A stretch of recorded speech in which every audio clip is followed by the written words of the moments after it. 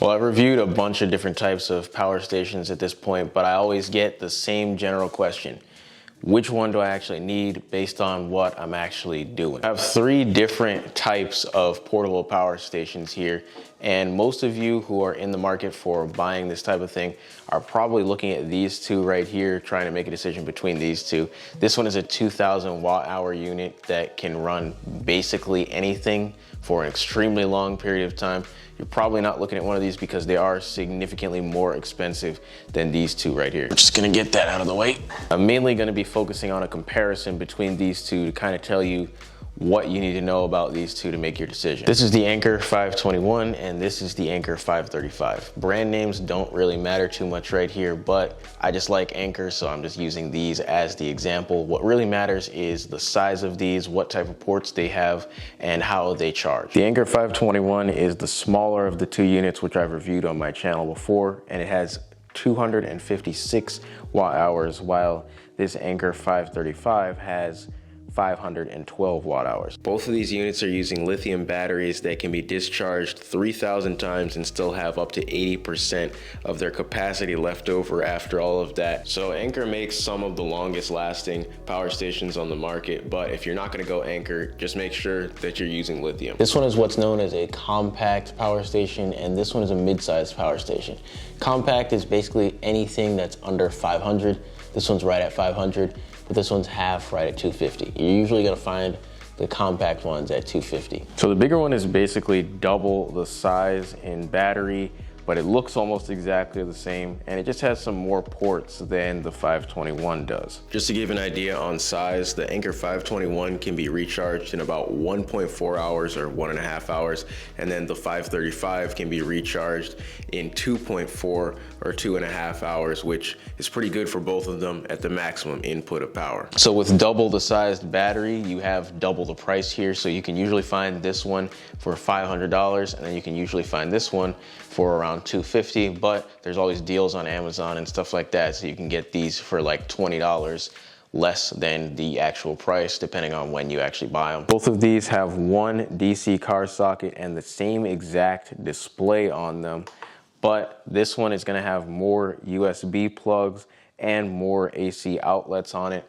whereas this one only has 2 of each. Both of them have a power saving mode, so they'll be able to use less than their maximum output of AC power, so that way you can save some more battery on them. And they both have this ambient light on the front, except if you look at them, the bigger battery has a brighter light. Not sure if you can tell on camera, but it is significantly brighter. On the display of both of these units, you can easily tell how long they will be able to run with their current workload. Now, as far as charging, both of these can only take in 120 watts max, and they both have the same solar charge controller installed inside of them. So that's actually a huge downside versus building a DIY electrical system. If you have a 200 watt solar panel or 2 100 watt solar panels, this can only take in 120 watts. So it's not really gonna be able to charge up nearly as fast as if you just had your DIY setup and you put in as much power as you want to. But at the same time, then it would be perfect for someone who wants a smaller setup. They just want to have one solar panel of 100 watts or so, and then just throw that on these, and then they'd be good to go. Now that you know the main difference between these 2, here's the biggest factor, in my opinion, that has to do with these. It's the weight. This one is pretty heavy, pretty bulky, and this one is basically as light as a feather. I think this one is like 8 pounds or something like that. And then this one is up over 15 pounds, 16, 17. So in my opinion, the light weight of this makes a pretty huge deal considering that it can pretty much almost do the same thing as this one. Now, both of these units say that they can run a mini fridge, so I'm going to be testing that out with this fridge right here that I'm going to be using in a future project. I'm just going to plug it into both of them and see how long they say on the readout, how long they'll last. I'm going to be using the DC port on both of these because it's more efficient, and also, by the way, these both have a 500 watt max output for their AC ports, so in my opinion that's kind of low, but that'll run most of the things that you need to run. All right, so I plugged that in there and it has actually turned on the fridge, so everything's working there. I'm just gonna set this really quick to 36 degrees.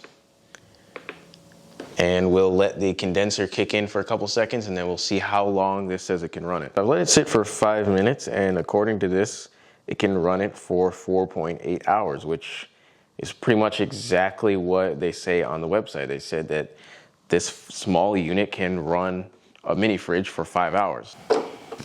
And same thing on the bigger one. Let's see what it says. All right, so after a couple minutes, this one is saying 11 hours, which is basically double, a little bit more than double what the small one said. And that's also pretty accurate for the size of the battery here. So keep in mind, if I was going to do a full test on these like this, I would actually eventually be using less power because the condenser would turn off once this got down to temperature. But this is the maximum amount of output that this fridge would be needing at this time. And right now it's saying it could run that exactly at 5 hours if it stayed at that same output level. And this one was saying 11 hours. So with everything being said about these, which one do I recommend for a first time van builder or adventurer of any kind? I kind of recommend both, but there's different people for each one of these, and I'll explain. If your main goal is to charge things up like a laptop, camera gear, stuff like that while you're on the go, this is 100% the best option considering the price and what you can do with it. And it can even run a fridge. So I would even argue that you could still use this as your main power source if you were building a van or something like that, because it's not always going to be using the maximum amount of power that a refrigerator needs to run. And on top of that, you're most likely going to have an additional power source charging up your battery at the same time. That 120 watt input is a big limiter, because I would say just load it up with solar panels and then it'll be able to just run your fridge or your other appliances indefinitely. But even with that inhibitor, it still will be able to run it for a long time.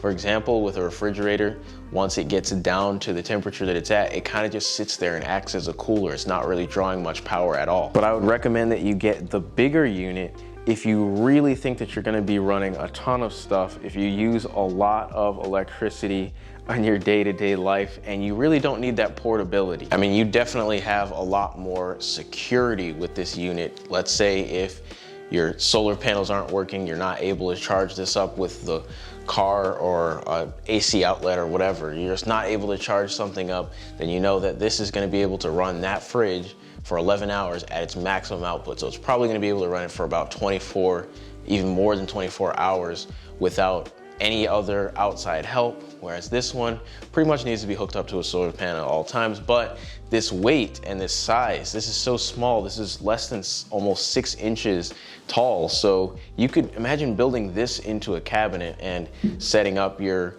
solar system off of this.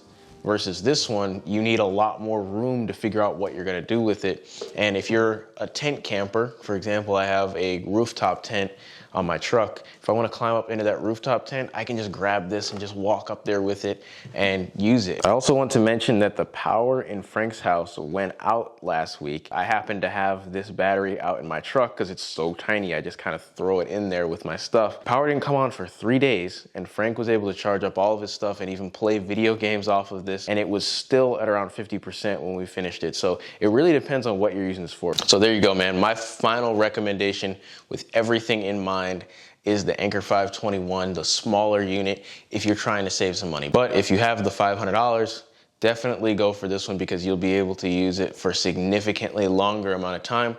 But both of these will basically run the same type of appliances. Anker is recognized as the #1 charging brand on the market and has been in the industry for 10 years, and they've been selling their products across a bunch of different countries. So that's why I choose to use them. They're just pretty reliable, and they really like this YouTube channel. But all the information that I went over here can be applied to any power station, so just keep that in mind. So I'll put a link in the description if you guys want to check out Anker, and I'll see if they have any discounts that I can throw you guys, because they did send me out the new version of their 521, which is the 535, so that I could make this comparison.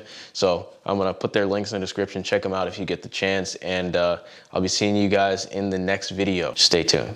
See you in the next one. Later.